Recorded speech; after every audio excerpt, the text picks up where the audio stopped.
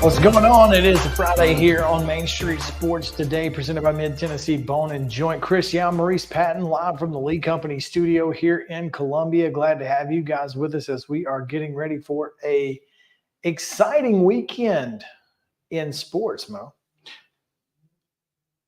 First game of the World Series tonight. A number of folks may not be aware of that.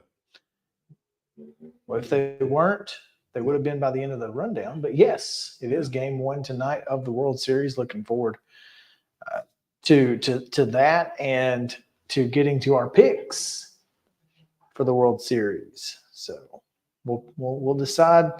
Hopefully our picks for the World Series will be better than our picks for college football have been. They won't. Yeah. They won't be. So that's what I'm afraid of. It's fine. It's fine. Listen, hey, look, somebody's got to be the landmine, if you will. So if it has to be us, it just has to be us. It is what it is. So looking forward to a good show. NUBYJAS WILBORN is going to join us here in just a minute. We're going to talk about the state of Penn State football. And he covered the Nittany Lions for a number of years up in, I guess, for the Post-Gazette in Pittsburgh. Mm-hmm. And so we'll talk to him about what he thinks is the, I guess, the likely future. Just kind of taking the temperature of Penn State football, like you said. Because, he still certainly has some connection up there. He's got some connection, got some insight. And if you've been with us for a NUBYJAS WILBORN segment, he's not afraid to share. It's never a dull moment. Mm-mm. So stick around for that. He'll be in with us in just a moment, actually. And we'll also talk with Teresa Walker and Terry McCormick about the Titans weekend coming up. So all of that is coming your way here in a moment. Of course, as Mo said, college football picks in the final two segments of the show. Again, do the opposite of what we do and get rich. Yep. So without further ado, there will be no more ado. No ado. As we get you yesterday's results and not just today, the weekend schedule on the rundown. Here's the rundown. The Friday rundown is brought to you by Chip Walters of Exit Realty Bob Lamb and Associates. The voice of the Blue Raiders also wants to be your trusted advisor in real estate. Contact Chip at 615-542-1915 or through his website at choosechip.net. Chip Walters, proud to support youth sports across Middle Tennessee. Football action last night. We'll go To the gridiron, Smyrna, a 33-21 winner over Cane Ridge. It was Columbia Central 35, Lincoln County 19. Columbia Academy wins their region with a 49-14 win over Grace Franklin. It was Watertown blanking Community 63-0. Donaldson Christian with a big 35-17 win over Nashville Christian. Eagleville, a 23-13 winner over Cornersville. East Nashville blank Stratford 35-0. It was Fairview 14, White House Heritage 0.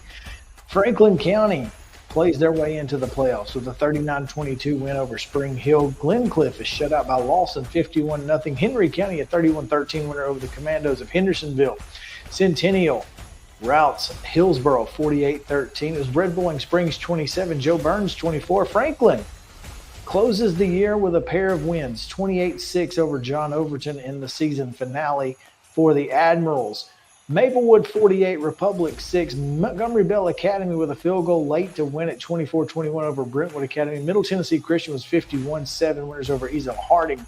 Moore County routs Richland 49-13. Page a 45-14 winner over Nolensville. Portland downs Hunters Lane 42-21. Providence Christian 18-7 winners over Webb School. Beach 24, Springfield 10, and Sycamore 51, Stewart County 17. Scores from the girls soccer state tournament down in Chattanooga. Bearden with a 3-1 win over Franklin. Ravenwood blanks Collierville, excuse me. Ravenwood 1, Collierville 0. Harpeth Hall doubles up Ensworth 2-1. Same for Liberty Creek, 2-1 over Kingston. Station Camp with a 3-0 win over South Gibson, and Merrill High blanks Westview 2-0. College football action from Thursday night. It was Virginia Tech with a 38-10 win over Syracuse. And in the battles of GS, Georgia Southern 44, Georgia State 27. Men's basketball action from Thursday of local interest. UT Southern goes to Cookeville and gets the 74-70 exhibition win over Tennessee Tech. And Bryan College downs Cumberland 103-93. Schedule for this weekend, we'll start with high school football tonight. All of these at 7 o'clock local time. Battleground Academy hosting Good Pasture. Blackman at home against Coffee County. Ravenwood goes to Brentwood in the Battle of the Woods. Lawrence County's at Cheatham County. Clarksville hosting Clarksville Northeast. Davidson Academy is at Christ Presbyterian. And White House goes to Creekwood. Clarksville Northwest is at Dixon County. Summertown is at East Hickman. East Robertson hosting Jackson County. And Ensworth's at home against Christian Brothers. Father Ryan hosting Warren County. Kings Academy is at Friendship Christian. Gallatin at home against Lebanon. And Sequatchie County at Giles County. Also, Hickman County is at Harpeth at 7 o'clock. Kenwood hosts Rossview. It's Antioch at Laverne. McCallie comes to Lipscomb Academy. Greenbrier plays at Montgomery Central. Green Hill travels to Mount Juliet. Mount Juliet Christian hosting Clarksville Academy. Loretto is at Mount Pleasant. Riverdale goes Troutstown to Oakland. Polcone hosting Marshall County. Franklin Road Academy is at Pope Prep. Siegel is at Rockvale. Station Camp hosts Whites Creek. McGavock goes to Stewart's Creek. The border battle, Independence is at Summit. Westmoreland plays at Trousdale County. Wayne County hosts Liberty Creek. Kirkwood travels to West Creek. And Cookeville is at Wilson Central. Again, all of those are 7 o'clock local time kickoffs. Girls soccer state championship this weekend at 3 o'clock today. 3 o'clock. Evangelical Christian and St. George's will play in the D2 Class A. And at 5:30 our time, I changed one, didn't change the other. I know, just silly me. As long as you know. At 5:30 today, Harpeth Hall will play Baylor for the Division II AA title. Tomorrow, Class A state championship, all Sumner County, all the time. Merrill Hyde, Liberty Creek at 11 a.m. Station Camp taking on Greenville in the AA state championship at 1:30. And in AAA, it's Ravenwood Bearden at 4 o'clock. Those are all at CHI Memorial Stadium, just inside the Tennessee line in Chattanooga. Major League Baseball World Series Game 1, Diamondbacks at the Rangers tonight at 7:03 on Fox and tomorrow at 7:03 on Fox. And this Sunday, NFL action, the Falcons come to Nashville to take on the Tennessee Titans. It's at noon on CBS. In the association, Denver is at the FedEx Forum tonight at 6 against the Memphis Grizzlies. That game tips again at 6 o'clock. It's on Valley Sports South. And tomorrow, the Grizzlies travel to Washington, taking on the Wizards. That's a 6 o'clock start on Valley Sports Southeast. College football action. All of these are Saturday kicks, 2 o'clock on ESPN. It's Lindenwood at Tennessee State at 3 o'clock on ESPN Plus. Both those games are on ESPN Plus. North Alabama is at Austin Peay. That's a 3 o'clock start. At 6 on ESPN, Tennessee is at Kentucky, and at 6:30 on the SEC Network, Vanderbilt is at Ole Miss. Men's basketball, Saturday, 5 o'clock. Clinton is at UT Southern, 7 o'clock on Saturday. Fisk is at Faulkner. In women's basketball action tonight, exhibition play, UT Southern is at the Glass House taking on Middle Tennessee State. And on the ice, Toronto comes to Bridgestone Arena for a Saturday 6 o'clock matchup, and it can be seen on Valley Sports South. And that is your rundown.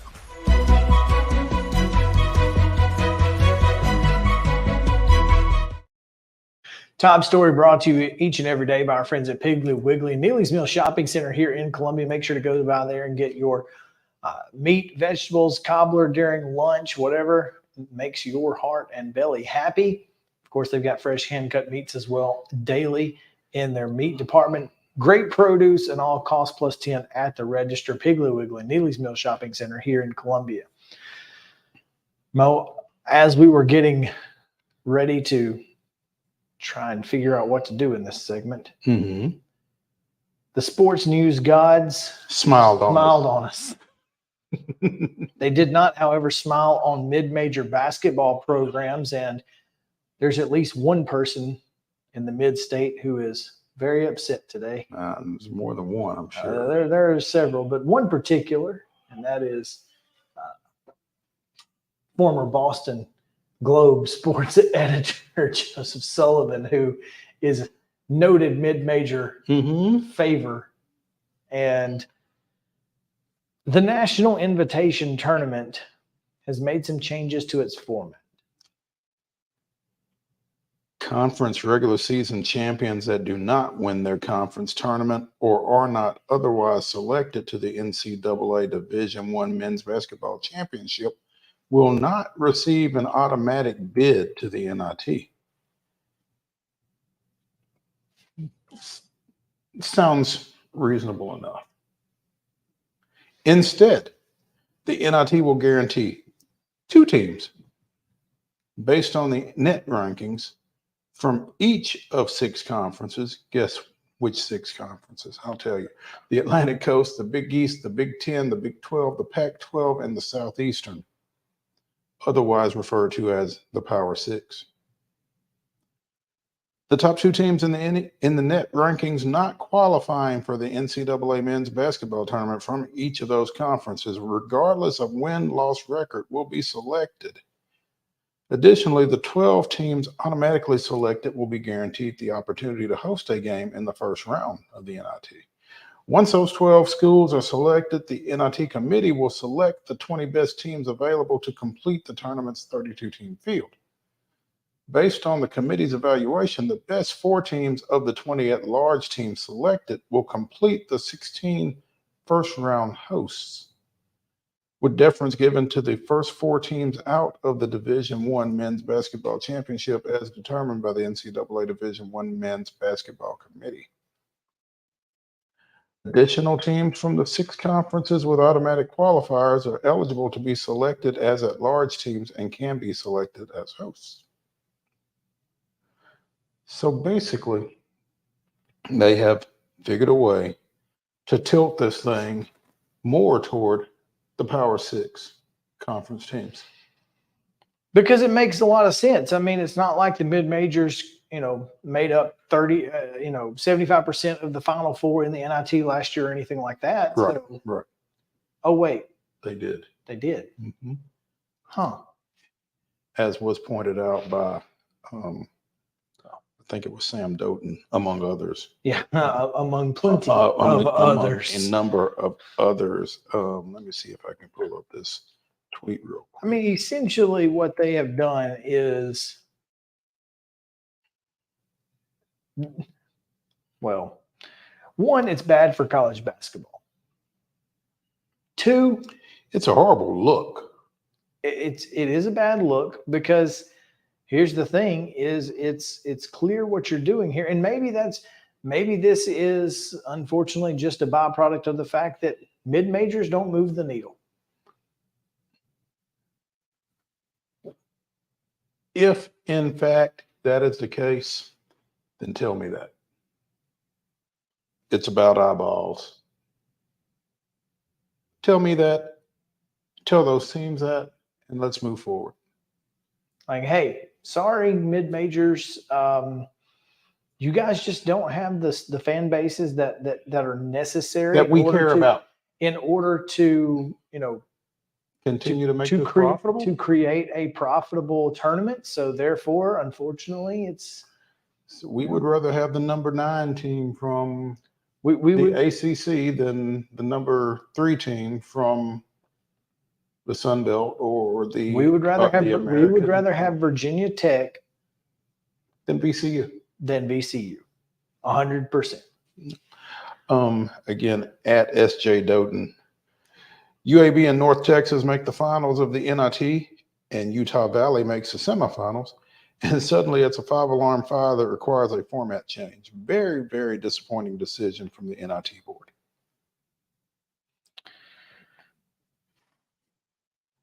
So not only will it be skewed toward the Power Six, because the middle of the pack, Power Six. Middle-ish. Ideally. Regardless of record. Regardless. So in other, again, as we were saying, record. if the NCAA takes 7 teams to the NCAA tournament, then the 8 and 9 team from and the they're SEC. guaranteed a home game. Yep. It just seems silly to me. Look, I remember, I guess UAB hosted Tyler Hansborough in North Carolina in the NIT. Gosh, 2011, something like that. Place was packed. Couldn't get a ticket. If North Carolina were hosting UAB in the NIT, wouldn't have been able to give the tickets away. Right. Nobody would have cared. And so, including North Carolina's players. Now, I understand that if UAB were hosting VCU, it wouldn't be that way. I get that. But this is the same argument that I've made for the college football playoff in requiring the group of 5 entrant in the 12-team playoff to be one of the top 8 seeds because it ensures a home game. Right. Because again, I'm trying to think of a school. Miami. Say Miami makes the 12-team playoff and they're at home against Tulane. There will be 4,700 people there. But if they're in New Orleans, sold out raucous crowd. It makes a difference. I get that the bigger the brand, the more eyeballs are going to be on it. But in my opinion, I don't watch the NIT to watch mid Power 5 basketball. I watch the NIT for the exciting games that we got from UAB, North Texas, Utah State, etc. last year. That's why we watch the NIT.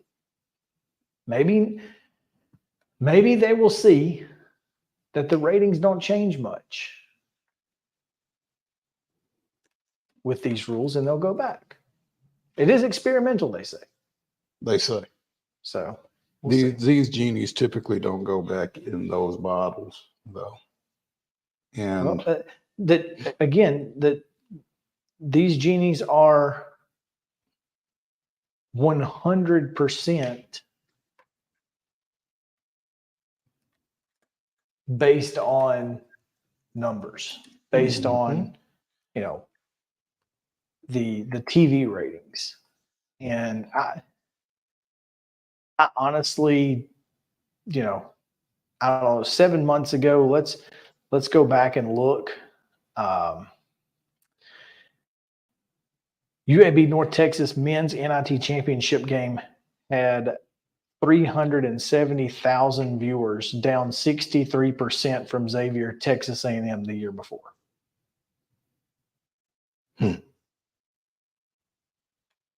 Now, that being said, Xavier Texas A&M the year before did not have to go up against Major League Baseball.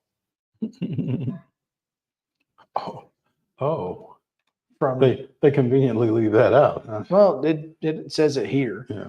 North Texas, Wisconsin semifinal last year was considerably stronger with 868,000, but it was on ESPN, not ESPN2. I don't know if that matters much. UAB Utah Valley on ESPN2 clocked 303,000. So there you go. That's the reason. I mean, Wisconsin, it's Power 5 team, more than double the championship game. So there you go. Now we know the rest of the story. Yeah, it'll be interesting to keep an eye on that. How that develops, if it develops. I mean, it might be developed. We'll take a break. When we come back, NUBYJAS Wilburn joins us to talk about the state of Penn State athletics. So stick around. Main Street Sports Today, presented by Mid Tennessee Bone and Joints. Back after this.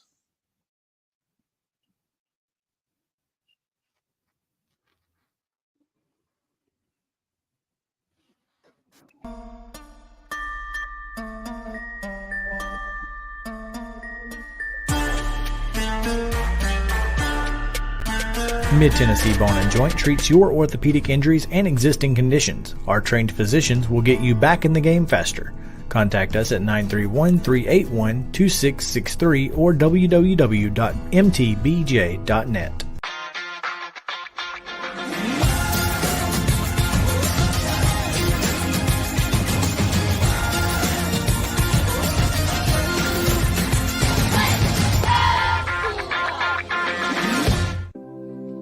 Custom Stone Handlers supplies over 600 distributors and suppliers with quality stone products. Along with River Stone, we produce and distribute over 100 building, landscape, and other bulk products.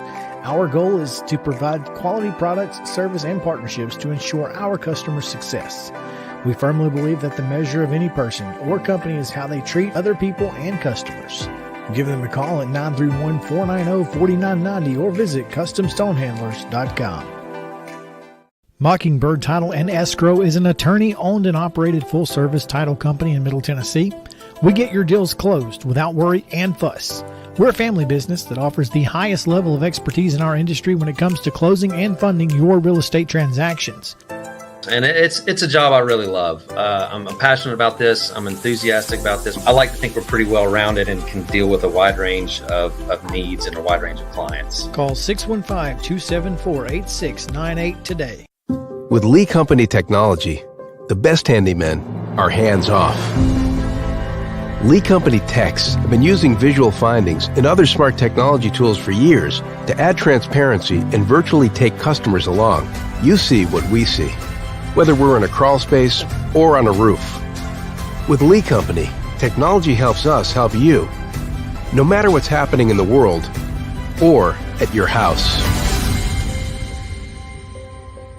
Piggly Wiggly, located in Neely's Mill Shopping Center, is Columbia's locally owned and operated Cost Plus 10 grocery store dedicated to serving the community with low prices and smiling faces. Piggly Wiggly offers fresh, hand-cut meats daily as well as daily hot plate lunches from their deli counter.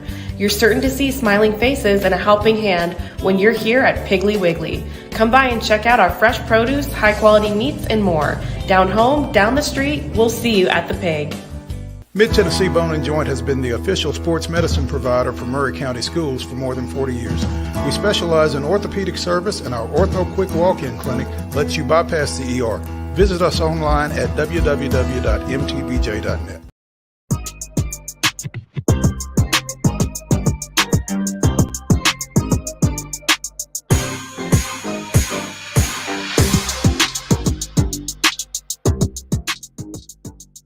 Welcome back in Main Street Sports Today, presented by Mid-Tennessee Bone and Joint. Chris Yao, Maurice Patton with you here on this Friday as we get you ready for the weekend ahead in sports. Looking forward to it. But right now, we're going to kind of take a small retroactive look at the last week in college football. But then we're going to look really far ahead, Mo, way past this weekend and potentially into the next couple of years, as we talk with former Penn State beat writer and now, I guess, national freelance writer for Newsweek. Is that right? Well, I mean, we're full time, but yeah, You are full time. Yeah. It's been a hell of a journey in my career. Even though I guess I've stayed out of more trouble than Mo Patton, but which I would love to talk about that whole situation too, but we can get there. And even though I am national now, I spent years as a beat writer. And one thing that I will say in reference to that particular situation with the Braves and the whole thing, it's very easy to helicopter in and report things, okay? Mm-hmm. It's different when you're in that clubhouse every day. Every day. That's every single day. And you do you need to develop trust in Yep. people for them to talk to you. Yeah. And that's the thing. I mean, I think that conversation did not have enough nuance. You know what I'm saying? Because, if you're just a national person, and listen, I say it as someone who, I guess I'm about 2 months into a national role, which is still weird because I'm not on boots on the ground, a lot more phone calls, a lot more Zooms and all that kind of stuff, which is different than what I'm accustomed to. But it is easier to helicopter in when you don't need that relationship. You can essentially burn the guy. Mm-hmm. Now, did he say it? Sure, he said it. I mean, it was a silly thing to say with media in there. But notice who reported and who didn't, and that's all I'm gonna say about that. There you go. Boom. That said, drawing on your experience as beat writer for Penn State, Chris and I watched this past weekend's result of the Penn State-Ohio State game with a lot of interest, just from the standpoint that going into that game, I had picked Penn State to win the Big Ten this year. I felt like, James Franklin has been there long enough that it's time for them to start playing for and winning some significant hardware. That did not happen. So the question that Chris has is, very simply, should Penn State just be content with who they are? Come on, guys. College football. You don't answer that question. I didn't say, are they going to be? I said, should they be? I mean, should and would are two different things. I mean, they're not going to be. Should they? I mean, listen, let me tell y'all something. State college is a very difficult place to get to. All right? It is and I'm not saying that to be funny. I mean, it's just not an easy place to get to. The airport there is tiny at best. And you're 2.5 hours from your major cities. Essentially, for those who don't know, the state of Pennsylvania is basically like a big old rectangle, okay? Or like a trapezoid or whatever, right? And you got Philadelphia that's on the east. That's pretty much an East Coast city, okay? 5 hours away, stretched across the state, is the city of Pittsburgh, where I also spent a lot of time, right? And so there's 5 hours. In the middle is Alabama. Right. In the middle is literally Alabama. And I will tell you also see as many stars and bars as you will driving from Pittsburgh to State College or driving from Philly to State College. You will see the stars and bars as much as you will driving from Birmingham to Auburn, okay? And you will see a lot of other things. And depending on what your political leanings are, you kind of get what I'm saying, okay? And sometimes the billboard for that one particular person is the stars and bars, but that's a whole nother dialogue there, if you will. But my point is, State College is surrounded by a 9-county area that is very white, no offense, but just being real, and very conservative, okay? Meanwhile, where do the best college football players typically come from? And what's Not there. what? Not those types of communities. Typically speaking, I'm just saying, you want some of those guys from Atlanta, some of those guys from Miami, some of those guys from LA and Dallas and Houston, and things look a little different in Houston than they do in State College, if you will. Okay. And for James Franklin to be able to recruit athletes there, I mean, my goodness, I don't think people really understand. And don't get me wrong, Penn State facilities, they're up there. That stadium's a little old, but it gets rocking. Great fan support, money behind it, legendary alumni. I mean, they got a lot of what it takes. But Columbus, Ohio is a real city, like a literal state capital with a professional team there. Ann Arbor, Michigan, you're like 30, 40 minutes away from Detroit. And I hope the audience gets what I'm saying about the geographics, because all these things matter. And these are very real things that Penn State has as an issue. All right. Now, when Penn State plays, State College becomes the third largest city in the state. Okay. And that's huge. A lot of money, a lot of revenue, and they have a good old time. But I think James Franklin probably has taken them as far as they can go. It's not as far as he can take them. I think it's about their ceiling. Okay. Because, I mean, you look at the game, perfect example with Ohio State. Hey, their their best player, Marvin Harrison Jr., which I guess it's okay to say the name now that it's been long enough since his dad retired. But, you know. And then his quarterback, Kyle McCord.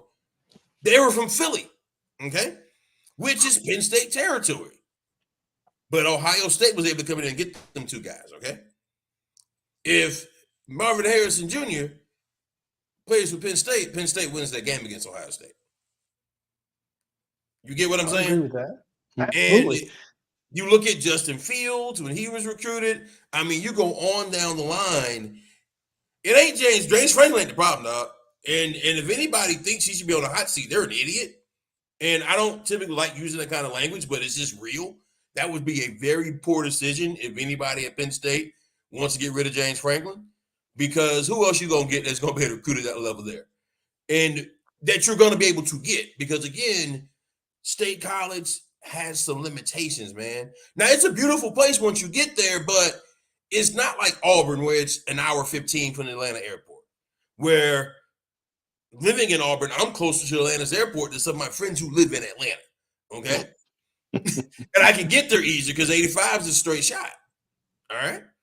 And Auburn is different. Like Tuscaloosa has its stuff because it's close to Birmingham. Obviously, Knoxville's a nice city, man. I mean, you go on down the line, like Athens, Georgia. You're near Atlanta. Also, Athens is a real city, okay? It's tough to recruit to State College. Now, again, it's a lovely place, and I enjoy living there. Made some friends I'll have for life. There's some good ice cream up there, but not a lot of action, if you will. I think that's some interesting insight, which is, of course, why we bring NUBYJAS WILBORN on Main Street Sports today. But having said that, NUBYJAS, and you said that Penn State may have gone as far as it can go. If that's the case, it's not necessarily that James Franklin should be on the hot seat, but did James Franklin miss his window to get out of Penn State? You know, that's a tough one.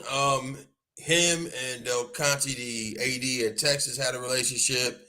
And when Texas hired Sark, there were rumors that James was looking at that gig. There was a USC gig that Lincoln Riley got.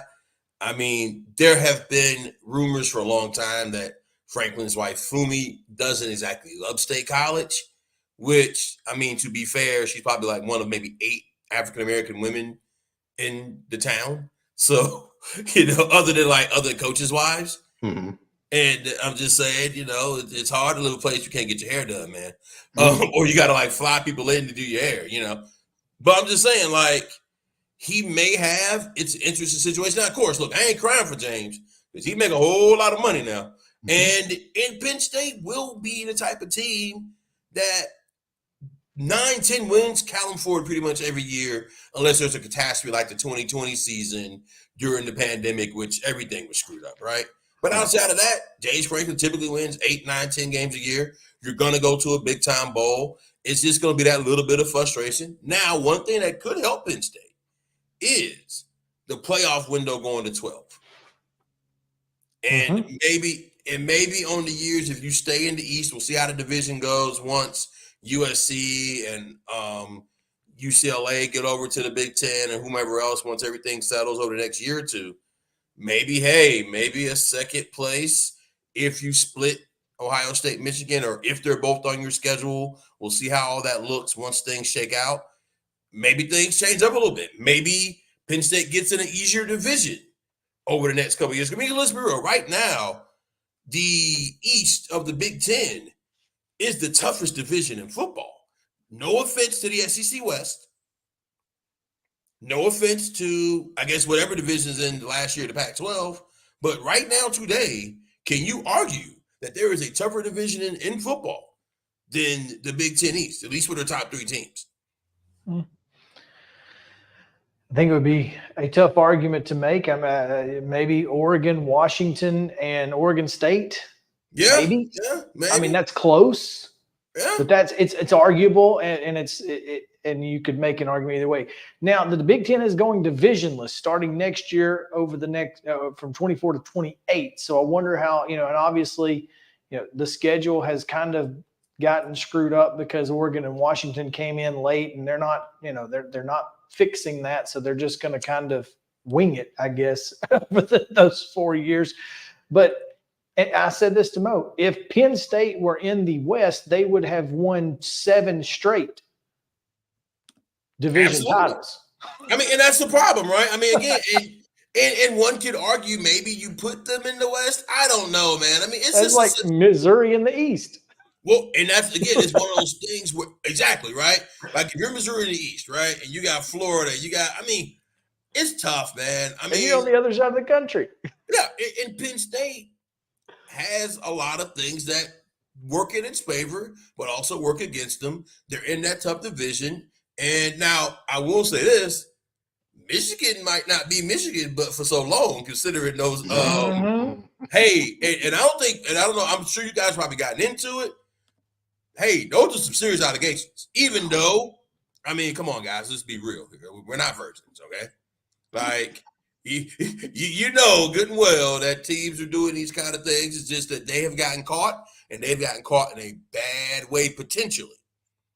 So maybe Michigan's not the same. Maybe Harbaugh gets tired of the college stuff and goes pro. Maybe he gets tired of being investigated and all that stuff. So maybe Michigan falls down. I don't see Ohio State going anywhere, though. Ryan Day. Right, what's that? Penn State does not play Michigan the next 2 years. Now they do have Ohio State and USC and UCLA, and they got, but they don't have to play Ohio State and Michigan the next 2 years. So okay, just USC though, right? Yeah, I mean, whatever that means. Yeah, I mean, I guess Caleb Williams won't be there, maybe, but outside of that, but also this is college football today. Right? Mm-hmm. This is just where the game is.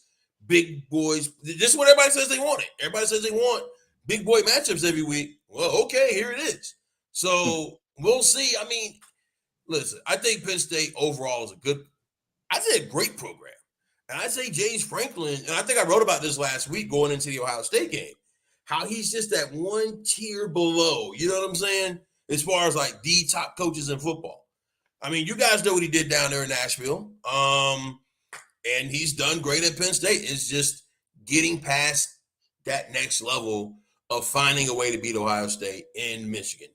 And if they could ever do that, great for him. I just don't know if what they have there as a overall would be enough for them to do it consistently. Could they get hot in 1 year? Sure.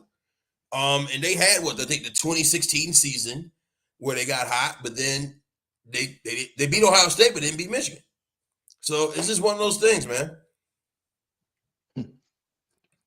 NUBYJAS WILBORN joining us here on Main Street Sports Today, presented by Mid-Tennessee Bone and Joint. And NUBYJAS, you mentioned that the Michigan situation.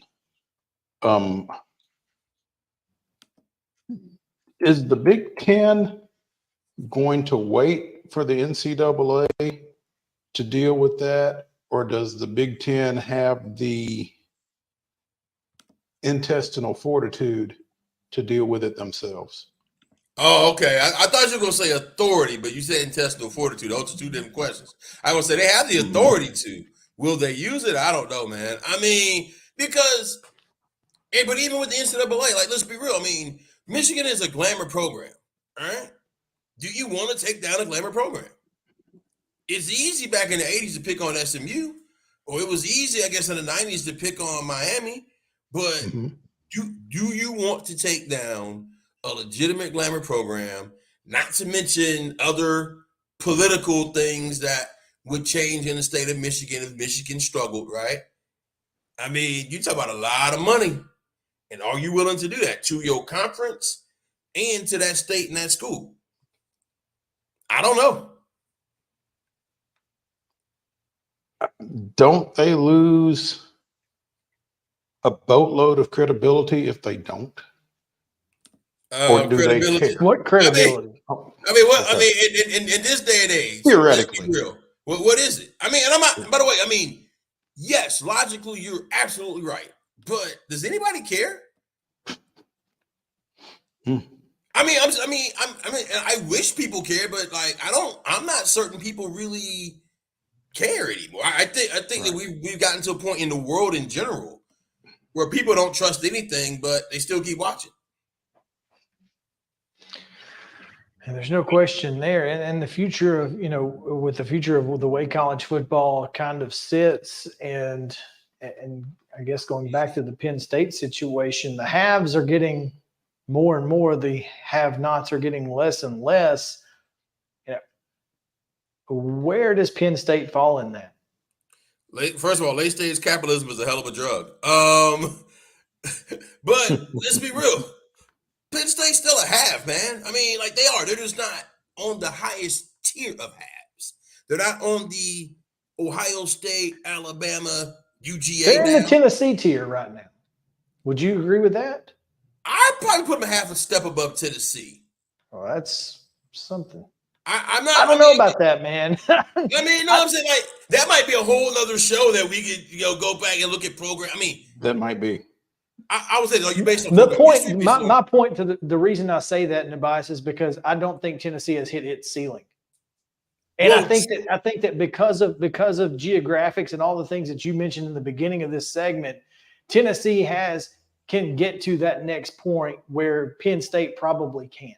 Well, that's what I was saying. That's why I think we kind of see it similar. Like, I think today. Okay, yeah, I would agree with that. Yeah, but now ceiling wise, I think Tennessee's ceiling is higher. But again, I mean, we're at this point, you're really picking at structures. Again, you're talking about teams that are going to be, I think, consistently 10-win ball clubs. Mm-hmm. Now, again, we'll see what happens with the SEC once Oklahoma and Texas come in, and with the rotations and all that stuff. But I think Tennessee, as far as facilities, like you said, geographics, location, I mean, I think there's a level they can get to that Penn State can't.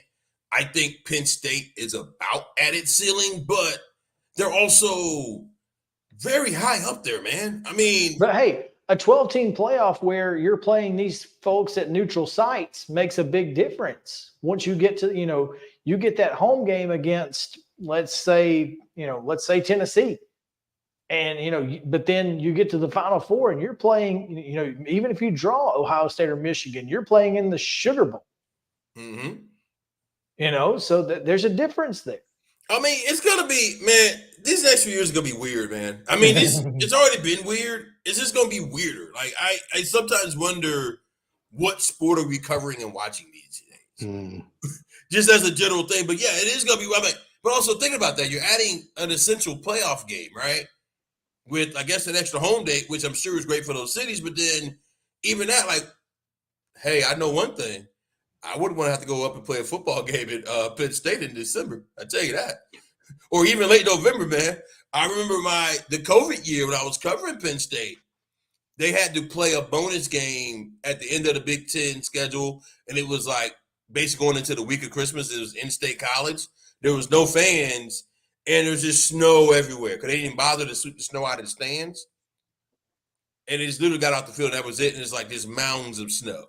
And so can you imagine, I don't know, for the sake of conversation, let's say Georgia having to go up there and play a college football game in December or late November, man. Again, that's interesting to think about. That's interesting perspective. And, you know, that's kind of what we expected when we reached out to Mr. Wilborn. So, as you look across the Big Ten right now, NUBYJAS, it just feels like on the field it's Ohio State and everybody else, but off the field everybody seems to have something going on, except Ohio State. I mean, how have they managed to steer clear of all the off-field minefields that everybody else seems to be dealing with?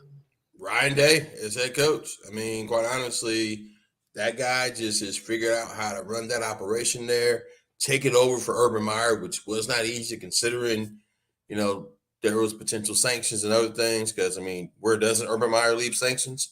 But you look at what Ryan Day has been able to do, solidifying that program. Also, just they have great boosters and a good system. And they got people who they probably have the most synergy of any big-time program in America right now.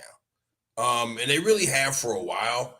Gene Smith, the outgoing AD, who doesn't get enough credit, who kind of gets roasted unfairly sometimes. That program has really found a way to rein everybody in and keep everybody online, which, as someone who covered Auburn for a while, I know what it looks like when you don't have synergy. Yeah, when you covered Auburn, there certainly was very little synergy to be had around that program. There's no question there. So, yeah, I mean, but hey, you know, we'll see what happens with Hugh Freeze. I think that Auburn is it. I mean, now look, this year they're going to be bad, and he basically was kind of setting foundation for expectation. He was saying, "Hey, judge me by the 24-25 classes." Okay. Well, that's not going well right now. Well, I mean, but as look, I'm sure you know. what that fan base is like. Well, I mean, and that's the hard part, right? I mean, because coming into the season, I'll tell you guys this one, right? So a lot of guys say, "Oh man, I'll settle for 8 or 9 wins this year," you know.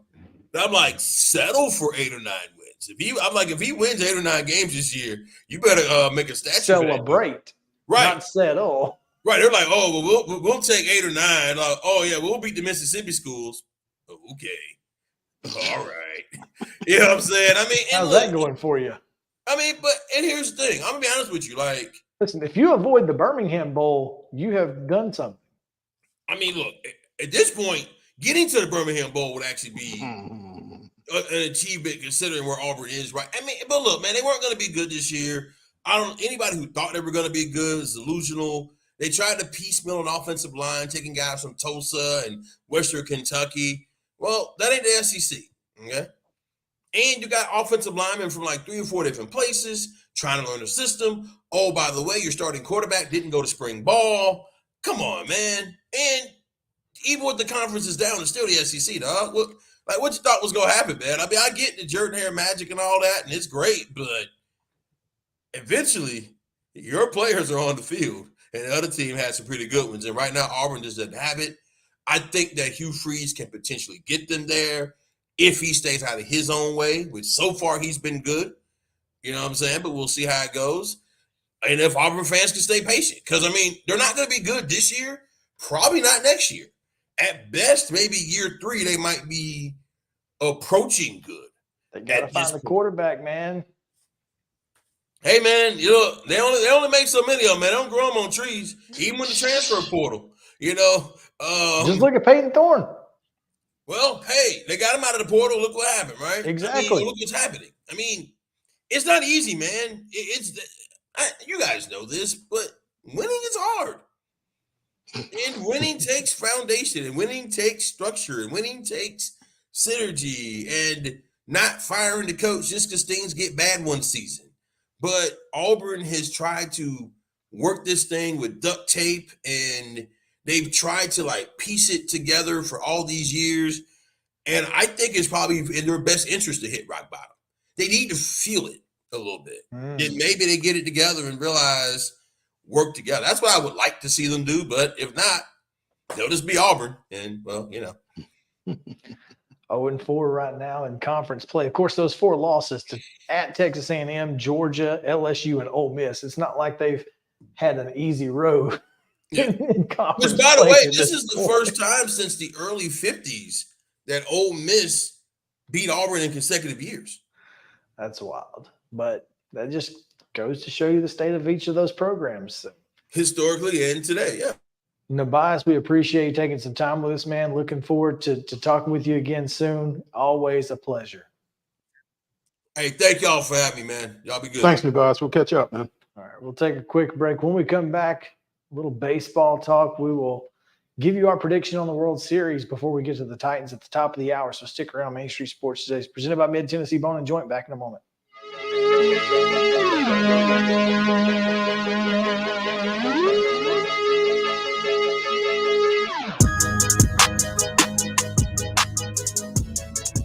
Mid-Tennessee Bone and Joint treats your orthopedic injuries and existing conditions. Our trained physicians will get you back in the game faster. Contact us at 931-381-2663 or www.mtbj.net. With Lee Company technology, the best handymen are hands-off. Lee Company techs have been using visual findings and other smart technology tools for years to add transparency and virtually take customers along. You see what we see, whether we're in a crawl space or on a roof. With Lee Company, technology helps us help you, no matter what's happening in the world or at your house. Jones & Lang Sporting Goods here in Columbia has been outfitting teams, officials, and anybody else from T-ball to college for 50-plus years. Be sure and check them out at 931-388-8060 or online at jonesandlang.com. Jones & Lang Sporting Goods, the look of a winner. Zion Christian Academy, zioneagles.org or 931-388-5731. You can schedule your appointment. Go tour their campus. It is beautiful over there, and you're definitely going to want to see it. Again, it's zioneagles.org. Give them a call, 931-388-5731, and schedule your tour today. Mockingbird Title and Escrow is an attorney-owned and operated full-service title company in Middle Tennessee. We get your deals closed without worry and fuss. We're a family business that offers the highest level of expertise in our industry when it comes to closing and funding your real estate transactions. And it's a job I really love. I'm passionate about this. I'm enthusiastic about this. I like to think we're pretty well rounded and can deal with a wide range of needs and a wide range of clients. Call 615-274-8698 today. Mid-Tennessee Bone and Joint has been the official sports medicine provider for Murray County Schools for more than 40 years. We specialize in orthopedic service, and our Ortho Quick Walk-In Clinic lets you bypass the ER. Visit us online at www.mtbj.net.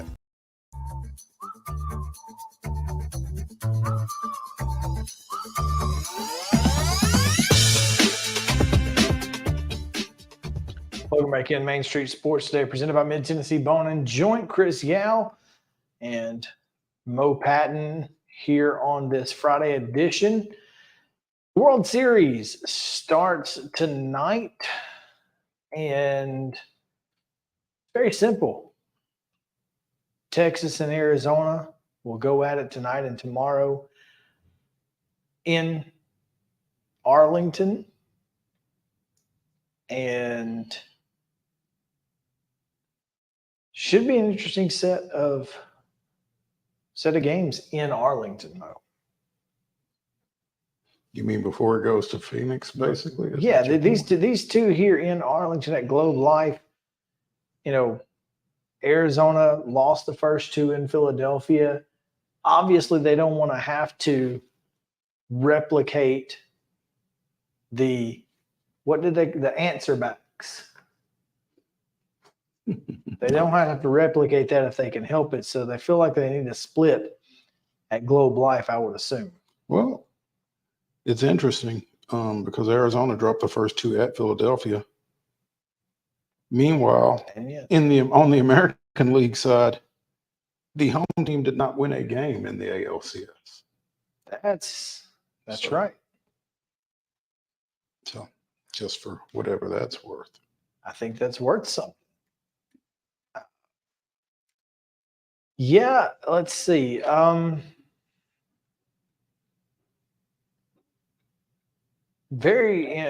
now, the odds say that the Rangers are the favorite. Obviously, Bruce Bochy has guided world championship teams. College Grove resident, Bruce Bochy. We're gonna have to keep. That's just how it goes. I want to look at the pitching matchups, and it's so funny. So Gallen and Eovaldi will go tonight in Game 1. Merrill Kelly for Arizona tomorrow against undecided. Maybe it depends on how tonight goes. Yeah, well, I guess that makes sense. So, let me give you some tips. Give me some tips. In your picks. In 2001, Randy Johnson threw a pitch that hit a bird. In 2023, Zach Gallen threw a pitch that hit a bird. All of the dates of the World Series games in 2001 are the same as in 2023. The All-Star game was in Seattle in both 2001 and 2023. Goodness. And George W. Bush threw out the first pitch in 2001 and will throw out tonight's first pitch in 2023. And the Arizona Diamondbacks beat the Milwaukee Brewers this year. If they do not win the World Series, it will be one of the greatest upsets in the history of baseball.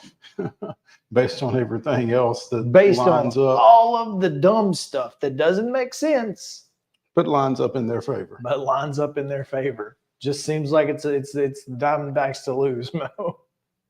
Well, I tell you, the way Texas swung the bat, particularly in that Game 7 against the Astros, whatever dumb stuff lines up in Arizona's favor, They're going to need it. they're going to have to pitch.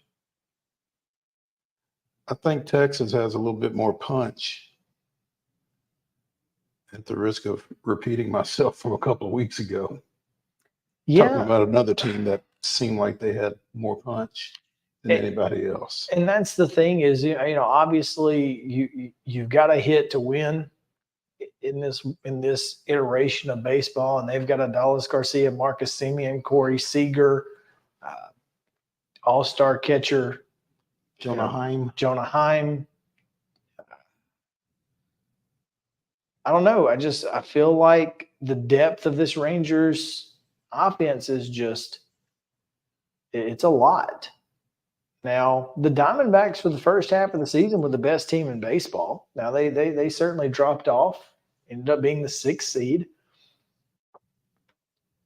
That being said, they've played the end of the season much like they played the beginning of the season, and it's really hard to vote against, guys who are capable of pitching as well as they're capable of pitching. They throw some arms at you. Starting with Zach Gallen tonight. So, I mean, does great pitching beat great hitting? Typically, depending on your mindset going into the game. So, and does Corbin Carroll,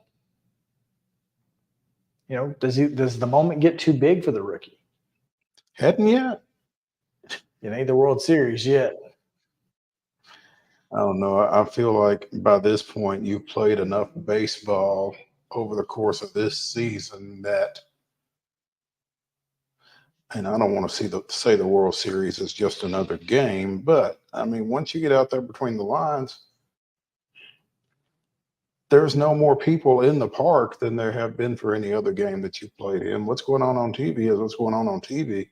You don't know anything about it. I mean, I would love to know a player's perspective on that, but I don't know. I don't know that the moment really gets bigger when you're between the lines at that point. And as we sit here, on October 27th, I don't know. I mean, they just won 2 games in Philadelphia. If this is going to be too big, I'd just be a little shocked. Atlanta Braves and Nashville Sounds legend Jace Peterson has been added to the World Series roster for the Diamondbacks. So, little depth there. Brother of Jock, but wonder if he's bringing beads. I don't know. But anyway, Arizona or Texas, and in how many games? Rangers in 6. Give me the D-backs in 7. All right, we'll take a break. When we come back, Terry McCormick, top of the hour Titans report right after this on Main Street Sports Today, presented by Mid-Tennessee Bone and Joint. Stick around.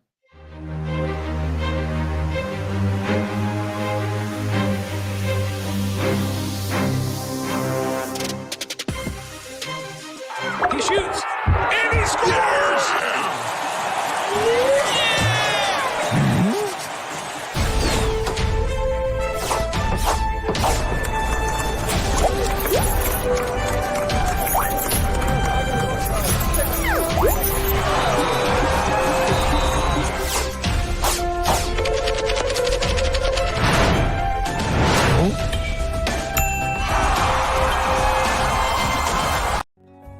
Since 1975, Mid-Tennessee Bone and Joint Clinic has treated the orthopedic needs of Middle Tennessee residents. The trained physicians provide surgical options and minimally invasive options to treat all orthopedic needs. The walk-in clinic, OrthoQuick, helps you bypass the ER while treating sports injuries and acute needs Monday through Saturday. Visit MTBJ online at mtbj.net or on social media at Mid-Tennessee Bone Joint Clinic.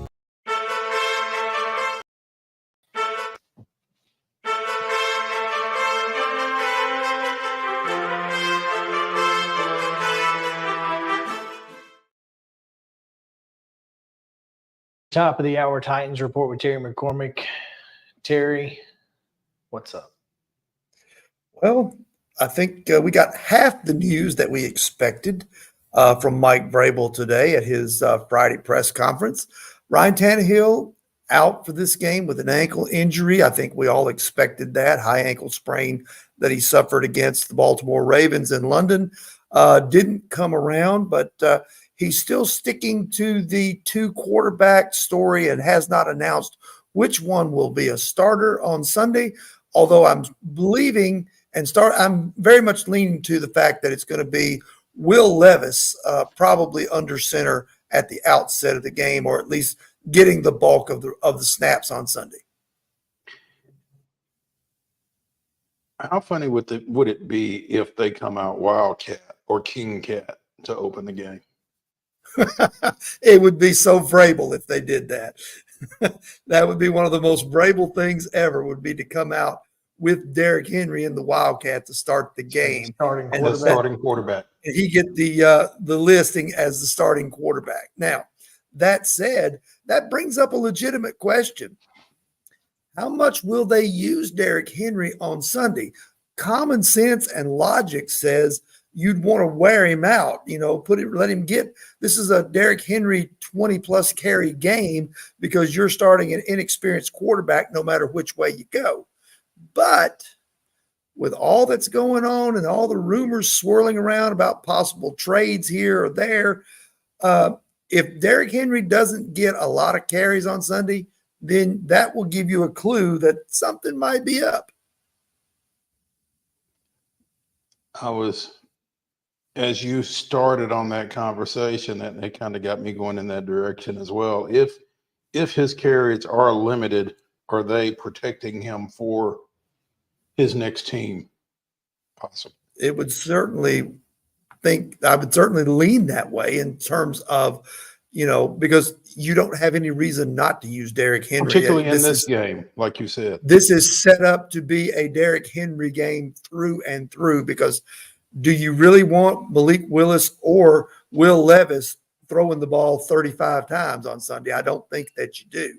So if you're going to try and control the clock and run the football and stay in third and manageable to help your rookie quarterback and your second-year quarterback, then it makes sense that Derrick Henry should see a lot of snaps and a lot of carries. Not that you wouldn't use Tajay Spears for his share of the load too, because he's proven to be, in the short time that he's been here, a pretty decent weapon out of the backfield, both as a runner and a pass catcher.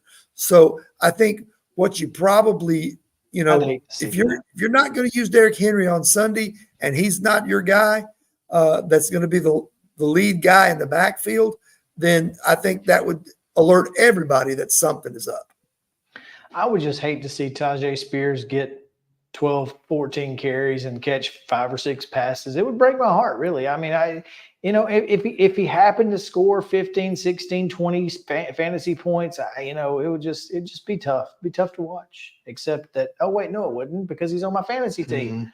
Because I kind of saw this coming. So yeah, no, but this is an interesting week, obviously, with Arthur Smith coming back and all of the things that go with that, and so it's going to be, of course, Oilers weekend and alumni weekend. It's just going to be an interesting weekend and in total, Terry. So what do you expect to see at 30,000-foot view?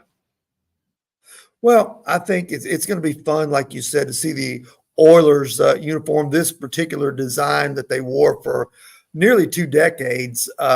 They last wore those in 1998. And Mo, you might remember this. You might as well, Chris. They were playing at Vanderbilt the day after Christmas against the Minnesota Vikings. Randy Moss put a nice cap on a rookie year by just going off in the game. Do you remember that?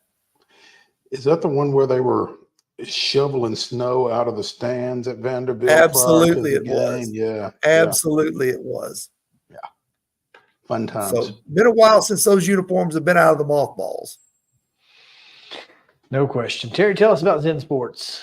Gladly. Zen Sports is the new sports book in Tennessee that is revolutionizing the way you earn sports betting rewards. With Zen Sports, your rewards are cash rewards. You bet with real money. Now you're rewarded with it too. Earn a whopping 5% cash back welcome bonus for your first 15 days when you sign up with the code Main Street, MAINST. Keep betting and keep earning every month after that with up to 3% cash back rewards on your betting volume. Best of all, you can earn cash commission on your referral bets with the Zen Sports Referral Rewards Program. Zen Sports, betting just got better.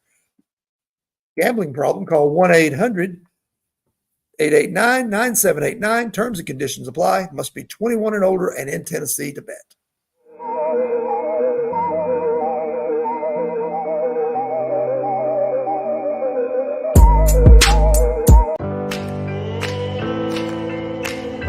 Smiles. These are the healthy smiles of real Delta Dental members. Folks with access to the nation's largest network of dentists and low-deductible plans with 100% preventive care coverage, all backed by over 65 years of expertise. Go online or give us a call to learn about affordable individual plans that meet your needs. 1-855-844-0445. It's the biggest racing show of the year, Friday through Sunday, November 3rd through 5th at Nashville Fairgrounds Speedway. 6 fast-paced divisions of racing on the quarter mile Friday night, pole qualifying and 3 big feature events Saturday night, and the Curb Records Big Machine Vodka Spike Coolers All-American 400 on Sunday afternoon. Racing starts at 6:30 Friday, 5 o'clock Saturday, and 1 o'clock Sunday. Tickets available at NashvilleFairgroundsSpeedway.racing or at the gate on race day. It's the 39th All-American 400 weekend, Friday through Sunday, November 3rd through 5th. Get your tickets now.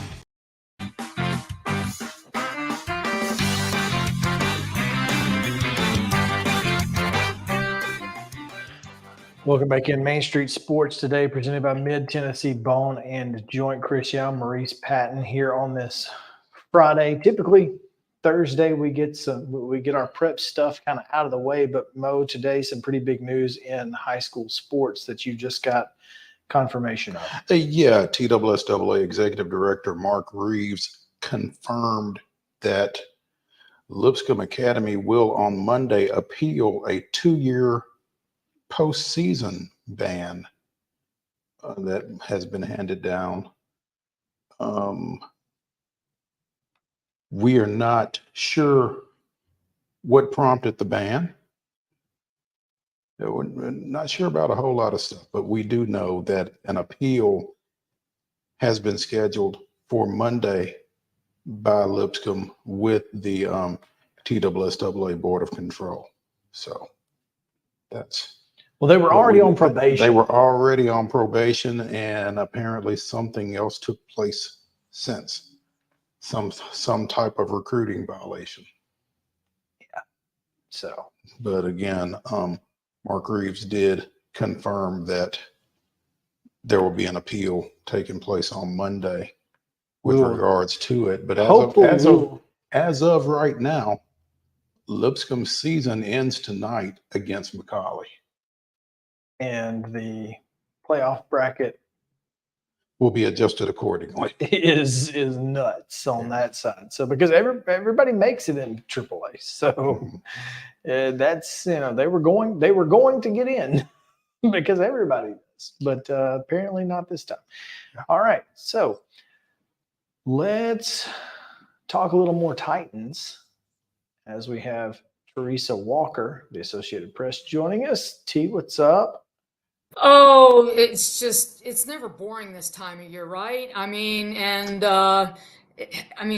Tannehill's out for Sunday, and we still don't know. Mike Vrabel's not saying if it's going to be rookie Will Levis starting in his spot or Malik Willis, just that both will play, and he's excited to see both of them play.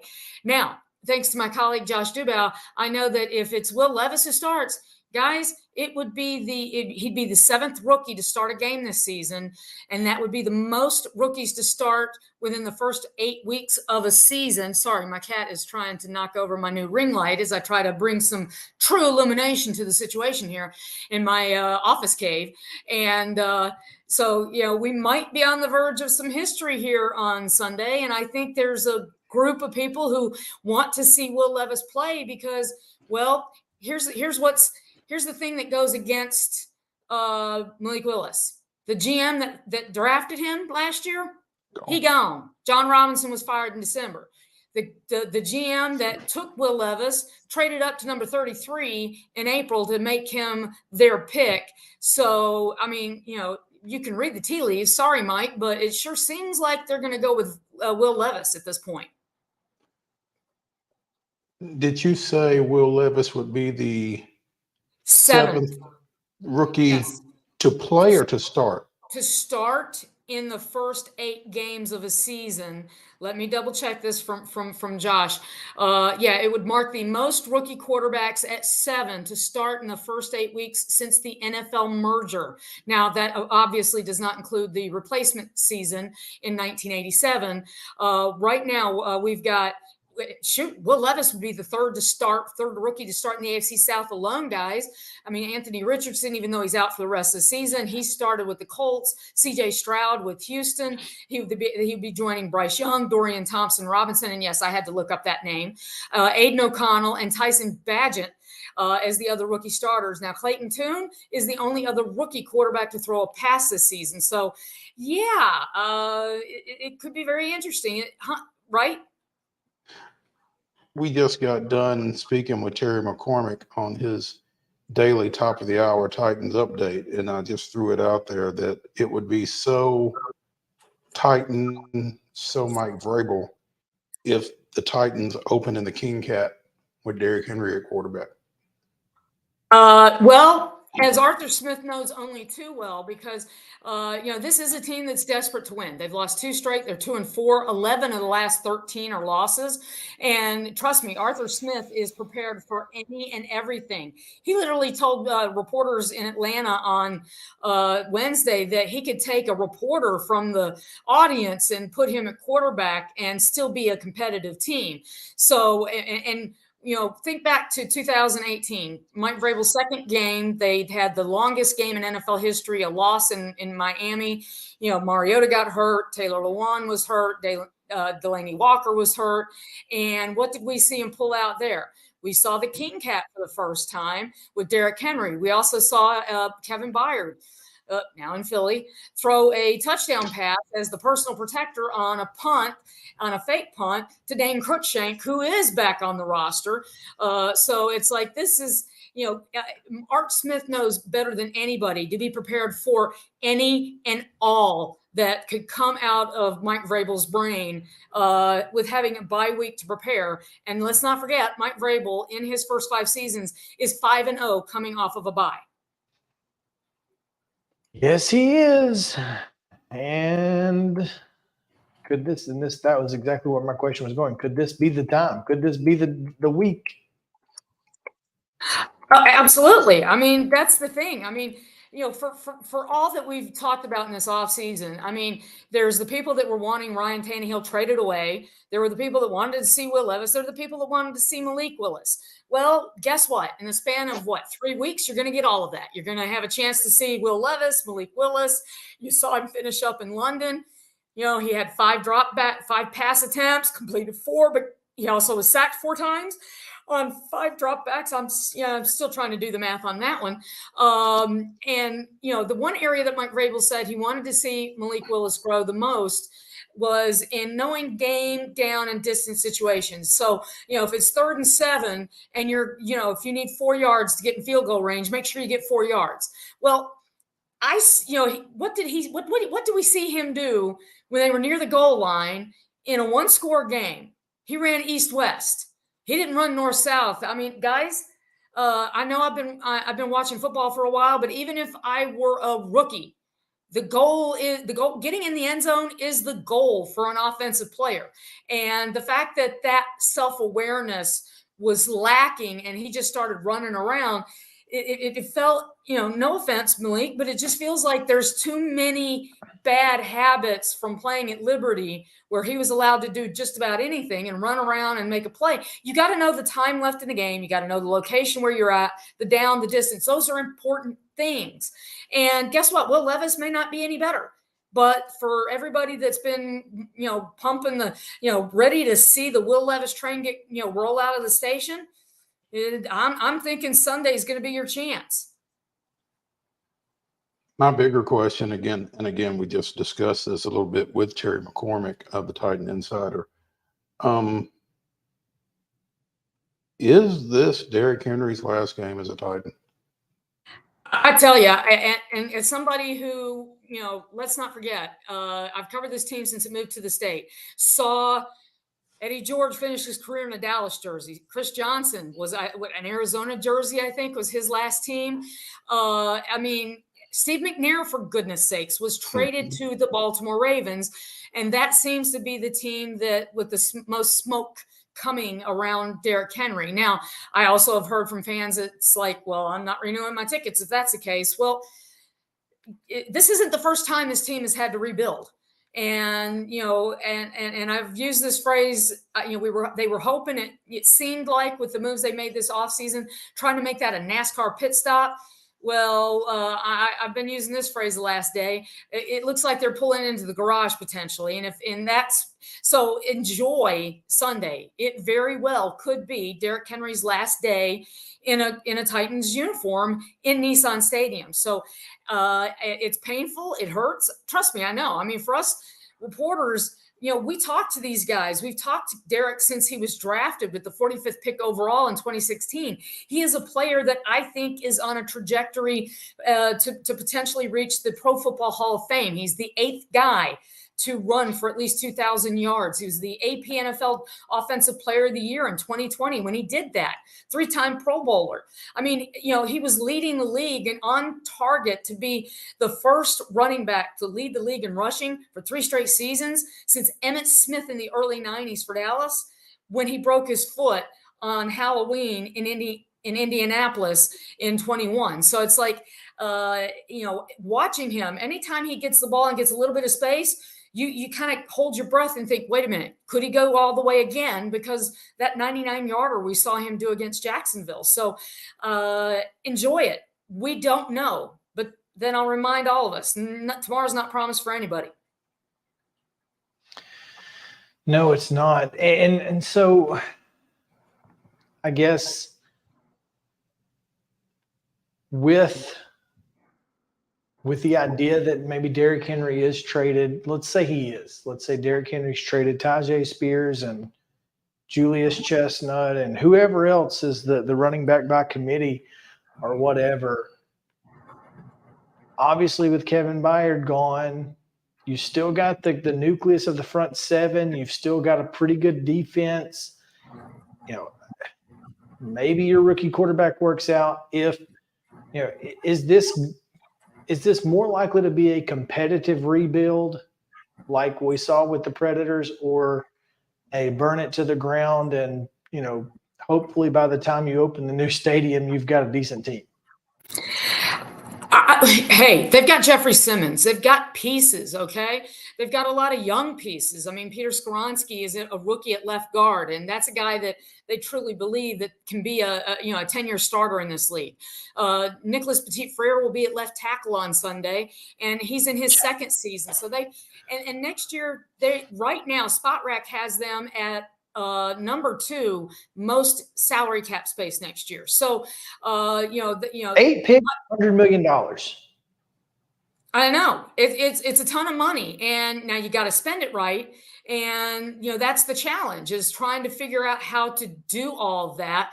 And that challenge is on Rand Carthon and Mike Vrabel to get this thing done and done the right way. So let's put it this way.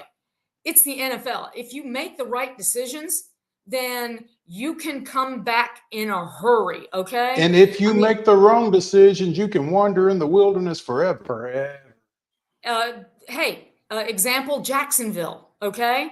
And how many years did Indianapolis, this was like the 7th Arizona. I mean, it's easy to, and this is the problem. The Titans are paying the price for the mistakes and the bad draft picks, the bad free agent signings made by John Robinson. Love John. He's a great guy, but, it feels like after the Jeffrey Simmons pick coming off of the ACL, that they got so lucky with that suddenly he started going all out for value picks. I mean, Caleb Farley, he spoke to us briefly Wednesday. He's still waiting to, after his back surgery, to get certain muscles firing in his legs. I mean, so I don't expect to see him at all this year. Okay.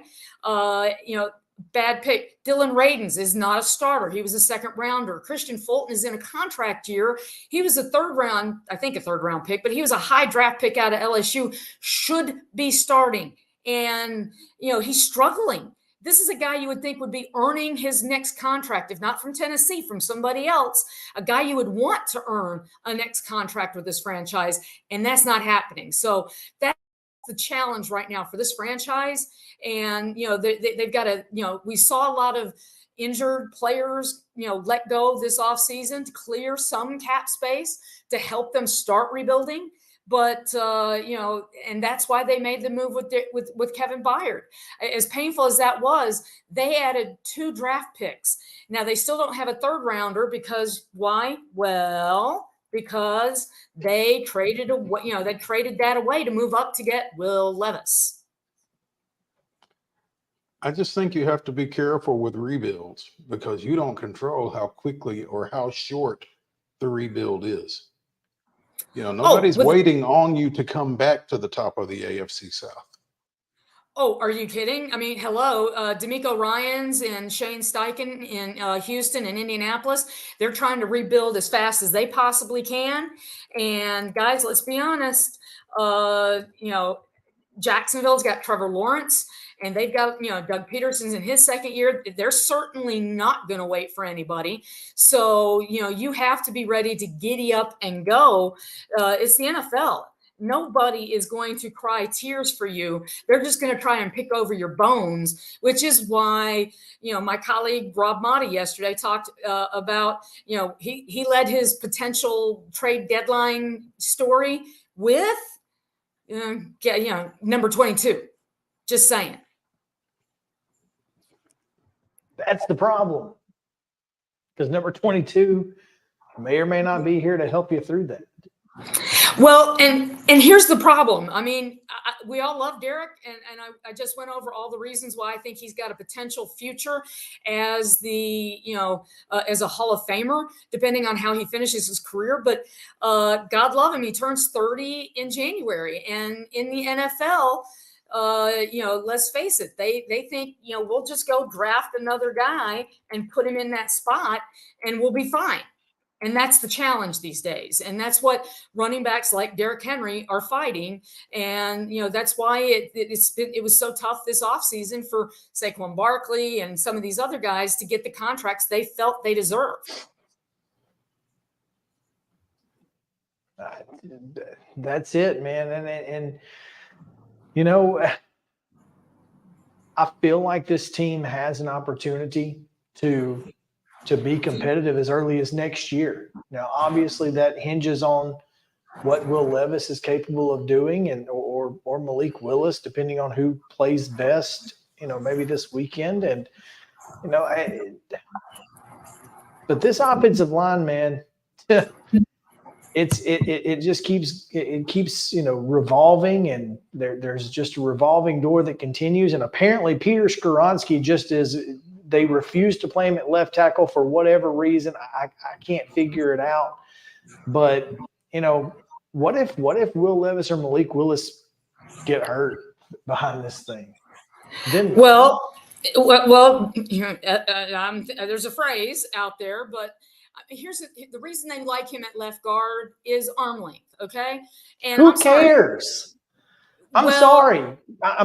That is an argument that I refuse to believe until you show it to me on the. If you think that he is worse because of his potential arm length issues than what we've put out there the last 6 weeks, then I got some land in Arizona to sell you. Well, calm down, Chris. I mean, did you forget that NPF actually started his final season at Ohio State at left tackle? That's great. He thinks that's his more comfortable spot. And the things that were going against him, the reason we only saw him for, part of the Baltimore game at left tackle is because he was suspended for the first 4 games, of the season because of the gambling issue. So now he's had a couple of weeks to practice at left tackle, build some more, rapport with Skoronski, the communication, the chemistry, and maybe this is a combination that helps click some things into place. So we're going to have to wait and see. Stay tuned. But I'm fine with that. But the fact that they refused to play him the first 6 weeks of the season out there and instead put what they put out there is absolutely ridiculous because his arms are too short, allegedly. That's insanity. But, maybe they planned on playing Petit Frere long term, and that's why they did it. I don't know. Well, they signed Dillard to a 3-year deal, and yes, they can get out of it way sooner than that. So don't panic, people. But, Andre Dillard was a first-round pick, okay? You guys know this just as well as I do, that all coaches think that they can be the ones to fine-tune and bring out the talent that they see. They see the measurables, and they think it's there. And then at a certain point, you just have to, and when Ryan Tannehill got hurt, I think that was the moment they said, okay, we're done with this. We're moving on. And could each of these quarterbacks get hurt? Yes. I mean, it's the NFL. And, but I'm going to say this, and maybe it's because I'm an optimist, and maybe it's because I'm just hoping this season can bounce back. But this team was 7-3 a year ago and went Wile E. Coyote off the cliff. Jacksonville Jaguars started off poorly last year, and things started clicking for them, and they won the division. This team still has 5 divisional games left, and we'll see where they go from here. But, I'll just say this. Let's see what happens by the trade deadline on Tuesday afternoon. That's 3:00 Central Time, folks. So, enjoy Sunday, and we'll see what happens. There's going to be over about 170 former Oilers and Titans on hand for this reunion alumni weekend, and they're going to be wearing the Houston Oiler throwbacks. So let's find what we can to enjoy and look ahead. Teresa Walker of the Associated Press joining us here on Main Street Sports Today, presented by Mid-Tennessee Bone and Joint. Teresa, as we continue to discuss the quarterback situation specifically, is there anyone behind Levis and Willis and Levis? Mo, have you forgotten that this is the first year with the change on the rule where they can keep that third quarterback as the emergency guy active on and dressed up? I mean, this is for years, the NFL just had 2 quarterbacks on the roster. Maybe you'd stash one on the practice squad. So if Tannehill, I mean, here's the thing. Tannehill needed about 2 weeks or so when he hurt his ankle last year to come back. He had the bye week. He'll have this week. So maybe they're wanting him back against Pittsburgh next Thursday night or the game after that. But, for the moment, they still have 3 quarterbacks. So in other words, let's panic and worry about that when we need to. God knows we've got enough to deal with at the moment. Well, that is true. That is true. Thank you. I was going to say. Let's hope we don't have to find out who the emergency is. I know who it is. 22. It used to be Kevin Byard, but hey, Derek has got so many passes. I mean, why not him? Hey, he can get back there and throw You could it. do worse. Yeah, who knows, man?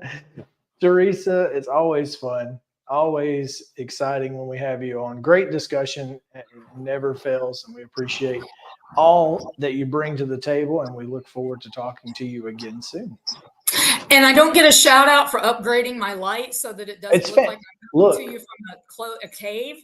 I'm gonna have to come and check out your setup. Yeah, we need to take notes. Absolutely. So hey, I've been walk us through some stuff. I've been compiling all this stuff, but I can send you the link to this ring light. I'm just saying. There we go. There we go. All right. Amazon, baby. There you go. Teresa, we appreciate it. We'll talk to you soon. Thanks, guys.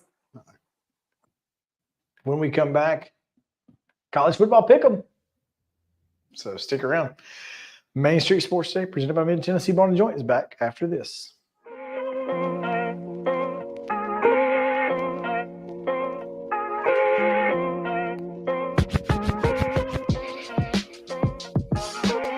Mid Tennessee Bone and Joint treats your orthopedic injuries and existing conditions. Our trained physicians will get you back in the game faster. Contact us at 931-381-2663 or www.mtbj.net.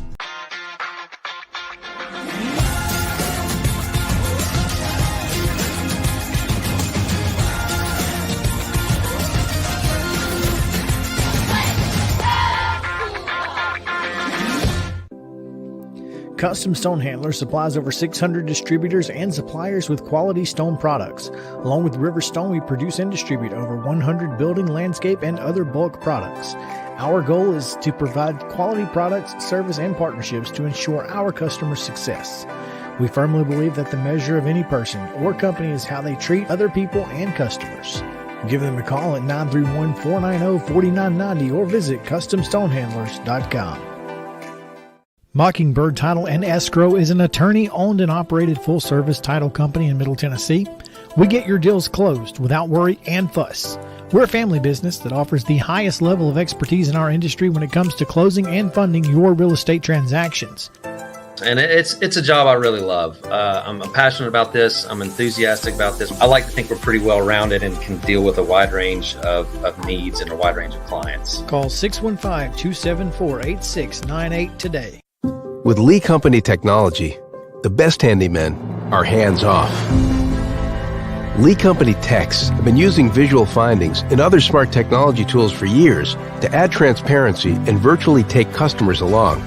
You see what we see, whether we're in a crawl space or on a roof. With Lee Company, technology helps us help you, no matter what's happening in the world or at your house. Piggly Wiggly, located in Neely's Mill Shopping Center, is Columbia's locally owned and operated Cost Plus 10 grocery store dedicated to serving the community with low prices and smiling faces.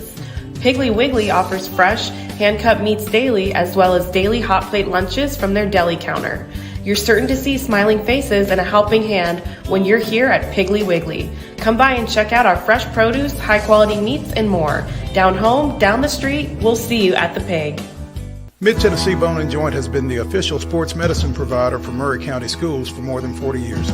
We specialize in orthopedic service, and our Ortho Quick Walk-In Clinic lets you bypass the ER. Visit us online at www.mtbj.net.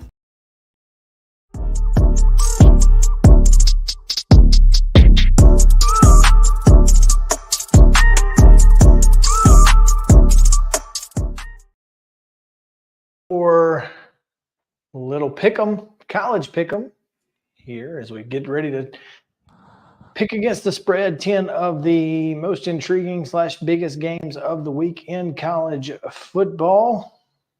Mo, how did we do last week? You and Justin were each 4-6. That's correct. 5-6, counting the Hey, we got the bonus. the bonus. Nice. I was 3-7, Oof.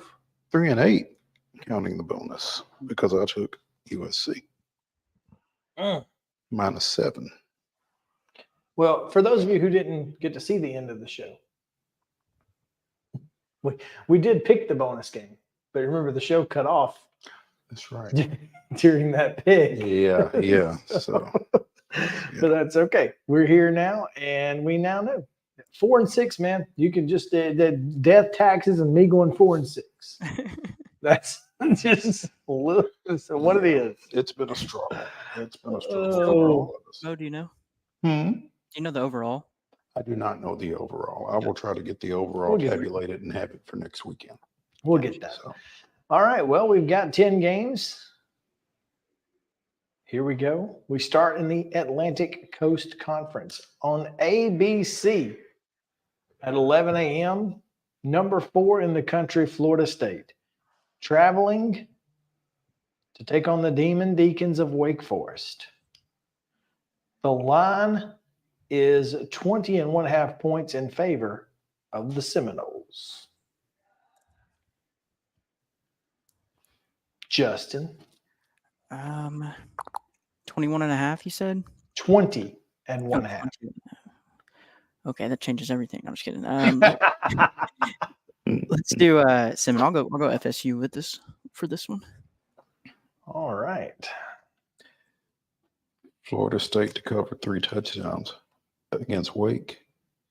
Sam Hartman ain't walking through that door. I like the Seminoles in this one. Give me the Demon Deacons. Okay.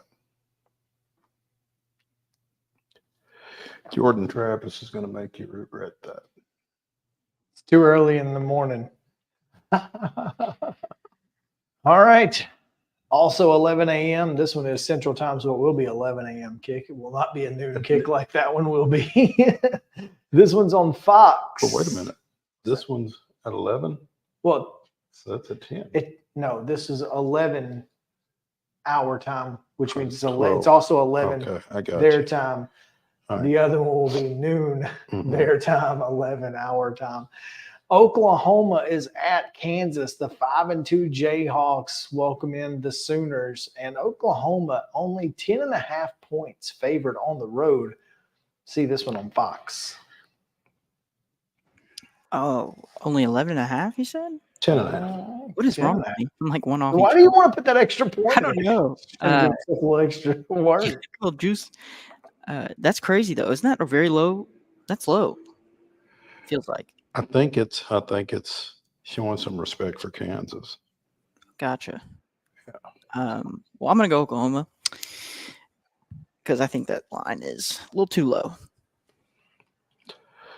I tend to agree with you, JK. I'm trying to. So Jalen Daniels again out or not? Is he not playing? He has not played since September 23rd, but they have him listed as active on. Maybe he's the emergency quarterback. Pete Thamel says that Jason Bean will start against Oklahoma. Daniel's still dealing with those back issues. So now at this point, kind of like Utah, right? Where your backup might as well just be your starter at this point because Jalen has missed so much time. It's interesting. Bean has thrown for 913 yards, 9 touchdowns, and 2 interceptions on the year. Dylan Gabriel had a tough week last week, and I ended up winning this game by taking UCF over Oklahoma last week. I don't think that's going to be the case. I'm going to give me the Sooners. if Jalen Daniels were playing and he were, had been healthy and, were, but that was a lot to say. OU. It was, well, I mean, I was making my process out loud. You were Ed Sheeran thinking out loud? Yeah, it wasn't. No, I mean, look, I haven't researched these ahead of time. I'm researching them as we do them. So, I mean, if I'm going to do any research at all, you guys have to hear it. I hear that. I feel that. Oh man, CBS 2:30, the world's largest outdoor cocktail party, probably the world's largest cocktail party. Period. Indoor or out.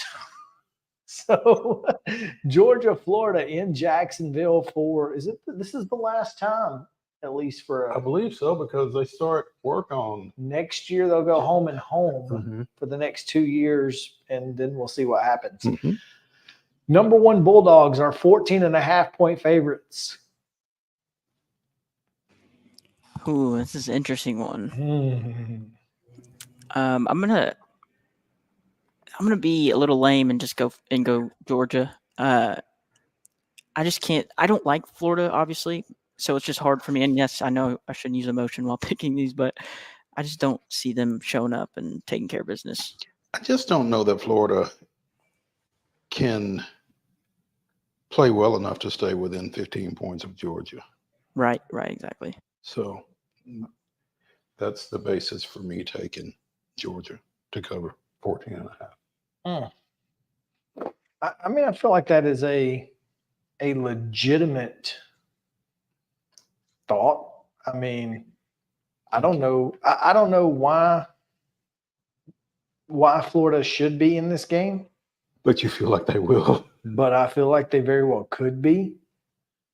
I think the biggest thing is still very simply that Mike Bobo is the offensive coordinator for the Georgia Bulldogs.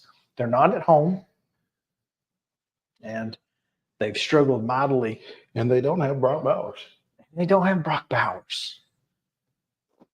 If this tells you anything, 14 may be the perfect number in this one, because, I mean, it's 50-50 on ESPN. So 50% of the public are right on it. The line has not moved.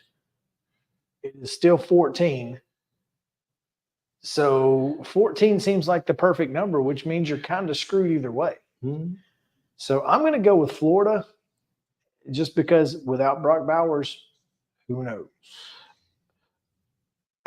I'm not as concerned looking at this number. I'm not as concerned with Georgia's ability to score or not as I am with Florida's ability to score or not. Reed Pearsall exists. Ricky. Sorry. Reed. Who is Reed? I have no idea. Ricky Pearsall. He does exist, and he is a heck of a receiver. I think that might be a high school player. Don't know. A Reed. So, but yes. He played for Lincoln County.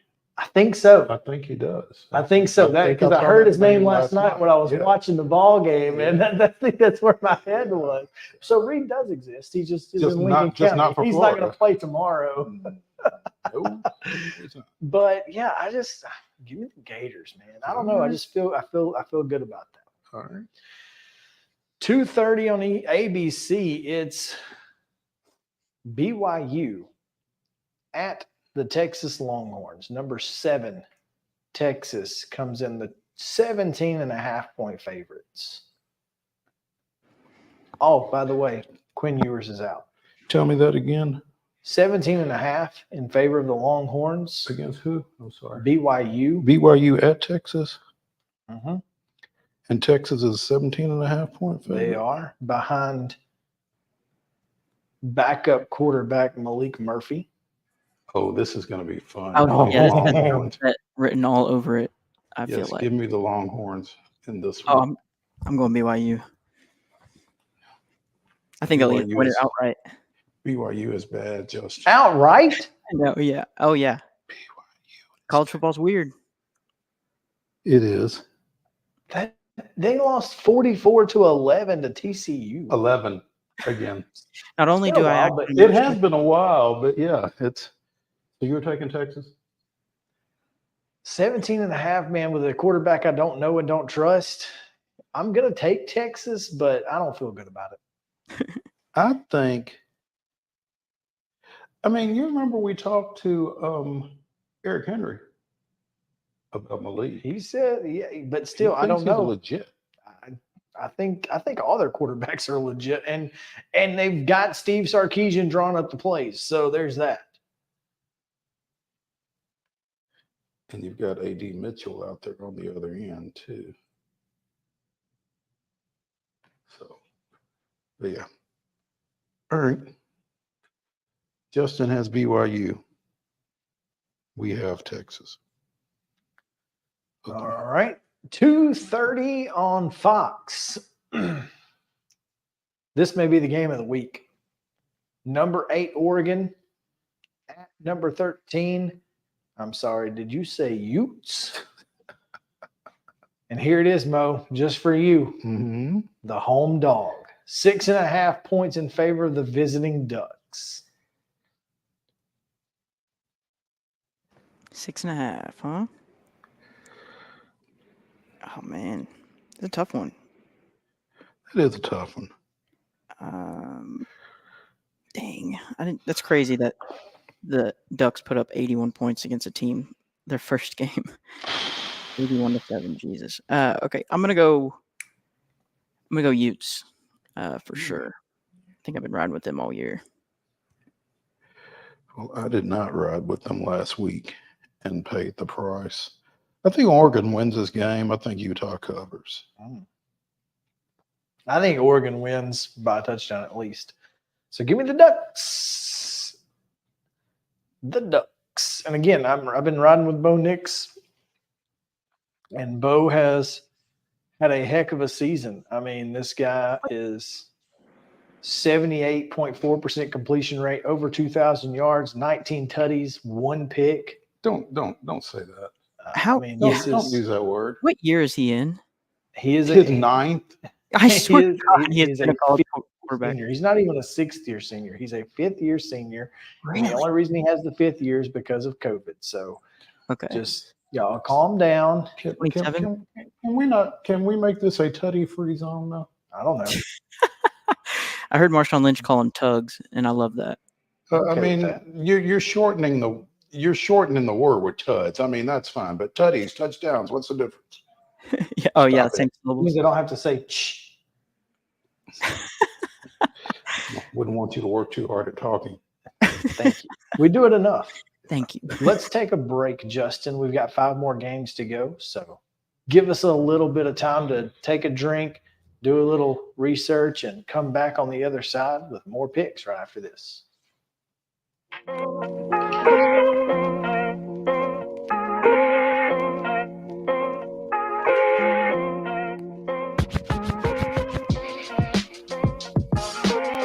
Mid-Tennessee Bone and Joint treats your orthopedic injuries and existing conditions. Our trained physicians will get you back in the game faster.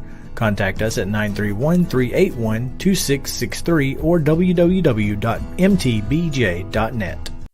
With Lee Company technology, the best handymen are hands-off. Lee Company techs have been using visual findings and other smart technology tools for years to add transparency and virtually take customers along. You see what we see, whether we're in a crawl space or on a roof. With Lee Company, technology helps us help you, no matter what's happening in the world or at your house.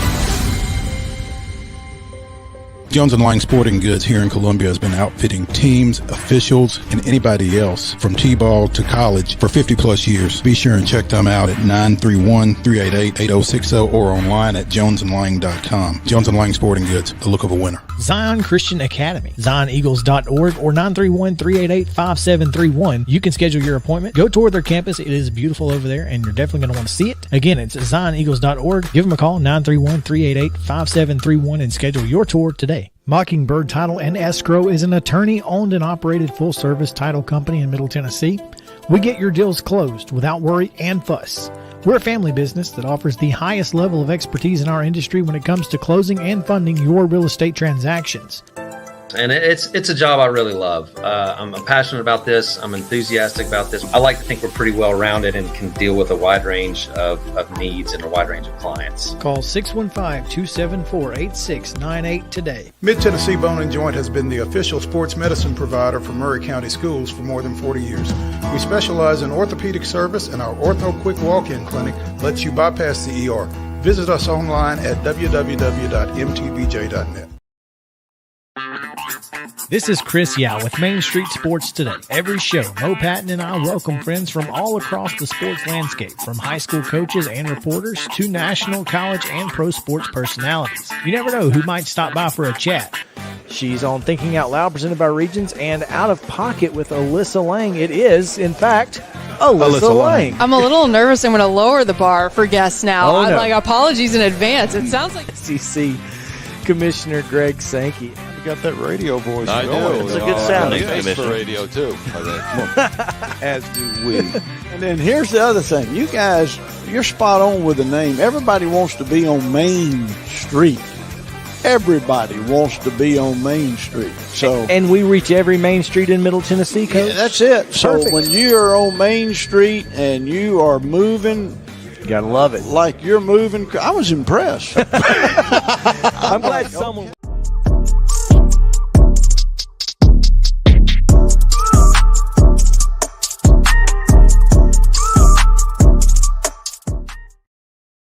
Back with more picks here on Main Street Sports Today, presented by Mid-Tennessee Bone and Joint. Let's see here. We have, first of all, have y'all seen the UCLA throwbacks for this weekend? I'm not. Oh, they're fire. Little powder blue. They look like Ole Miss, but they have those UCLA numbers, which I think are some of the coolest. You know, the number font. Yeah, that number font is one of the coolest, and so it's pretty fire. It's tough. It's tough for UCLA to not have a good uniform. It really is hard. Yes, there it is. It is really hard for UCLA to have a bad uniform. Absolutely, it is. So, yeah. Anyway, all right. Let's get into the last half of this. Tulane, number 22, Green Wave are at Rice. 3 o'clock.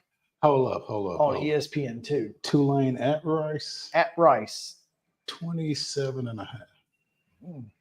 Hey, man, Rice is not bad.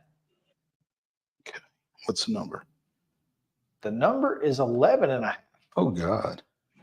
In favor for Rice? No. JT Daniels, man, got him rolling. 28-year-old JT Daniels. You want to talk about a guy who's in his 47th year? That's him. I still think Tulane covers the 12 or the 11.5. I don't think there's any question. Yeah, I agree with that. Which means that Rice will win the game. Yeah, we're watching back home. Yeah, that's typically the way it works. Air Force, number 19, Falcons. By the way, I just want to throw this out there. Air Force has the 132nd out of 133 teams ranked schedule in the country. So it's Air Force and who? I'm sorry. Air Force is an 11.5-point favorite on the road-ish at Colorado State. Air Force. I mean, technically it's on the road, but it's basically the same place. Okay. How much is Arizona favorite? Air Force. 11.5, not Arizona. Yeah. Although similar, kind of. Arizona. Air Force is an 11.5-point favorite at Colorado State. Mm-hmm. Yeah, that's a pretty short trip. Colorado Springs to Fort Collins. Yeah, it's not far. Yeah. And it's the same exact thing. So it's on CBS Sports Network if you want to watch it at 6 o'clock. I've got the Rams. You know what? I'm kind of leaning in that direction as well. I think Colorado State kind of showed me something against Colorado. And now, obviously, they had something to play for, whether it was real or imagined. Even also on the road against Middle, man, they showed some resolve. What's the line? 11.5 Air Force. I mean, I like Air Force to win the game. I just don't know that I like them to win it by 2 scores. JK. I like Colorado State in this one for sure. Well, not for sure, but Yeah, as sure as we can be. Yeah. 6:30 on NBC. Ohio State goes to Wisconsin, where they will jump around if they're not getting beat too badly. 14.5 points in favor of the visiting Buckeyes. This one's on NBC, by the way. Another one of those games, man. It really is. Man. What's the line you said? 14.5. Man, that's low, I feel like. I'm going to take Wisconsin. Let's do it. Let's ride, cheeseheads. I am inclined to take Wisconsin as well, but I never know when Ohio State is going to come out pissed off and right, put up 70. a 40 burger on somebody, you know. The fact that they have the ability to do it but don't always do it is really frustrating as someone who picks against the spread. There's no question. Yeah. Because you know they can do it. It's whether or not they will choose to do it. So, I like Wisconsin too, but I don't feel good about it. Yeah, not confident at all. Yeah, let's go with the Bucky Badger to cover. Vaught Hemingway Stadium, SEC Network, 6:30. Vanderbilt travels down to take on the number 12 Ole Miss Rebels. The number is 25.5 points. I don't think 25.5, and I don't think that's nearly enough. Yeah, I agree with that. Going Rebels for sure. Going Rebs. Yeah. Run that. This is just deadly. 25.5. It's going to be one of those 42-10 games or something, and that's where I'm at. Ken Seals is expected to get the start yet again. He has taken care of the ball considerably better than A.J. Swan. $35-10 is a cover for Vanderbilt. It is. 35-14 is a cover for Vanderbilt. It is. 42-14 is not. I'm going Ole Miss. All right, there you go. At home, they'll be wearing those beautiful uniforms. Will the UCLA Bruins, the number 23 Bruins, hosting Colorado? Colorado is a 17.5-point underdog in this game. 17.5. 17.5, 6:30 on ABC. So not quite Pac-12 after dark. It's prime time. It is prime time. 4:30 in the afternoon there, but yeah. Do I even need to say it? No, you don't. we know. Cool. You riding with Prime, JK? Yes, sir. Yes, sir. Back against the wall. That's when he's his best. You know, I think Deion's going to find a way to make it personal. Yep, he's going to Michael Jordan it. You're so right. Yeah, exactly. I'm taking Colorado to cover. I am too, as are 73% of the general public. But no All pressure. Right, bonus game real quick. We got about a minute to go. So Tennessee is a 3.5-point favorite at the Great Big Grocery Bag of Kroger Field. JK? Sorry, say that one more time. My fault. Tennessee, 3.5 points at Kentucky. Oh, yeah, I'm going Tennessee. Right, all day, balls. I'm going Vols too. Ditto. What a low spread. But I guess I'm thinking that because I'm a fan. I think Tennessee wins by at least a touchdown. At least. At least. Yeah. And maybe by 10. Or more. All right, there you have it. That is it for this week on Main Street Sports Today, presented by Mid-Tennessee Bone and Joint. We will come back on Monday with the Monday Mirror, our Monday Monstars, and much, much more. So please, 2 o'clock, Main Street Media TV, come back with us. We will have plenty to discuss. I mean, plenty. So, and if Tennessee doesn't win, then we'll have even more to discuss. But yeah, it's going to be a great weekend of college football. Make sure to enjoy it. And of course, whatever happens with the Titans, that's what we'll be focusing on probably, if I had to guess. Also, be sure and follow at that's right. MS_sports today for all of your high school football scores from tonight around the area. That's right. All right. We'll see you guys next week, Monday, 2 o'clock, right here on Main Street Media TV. Have a good one.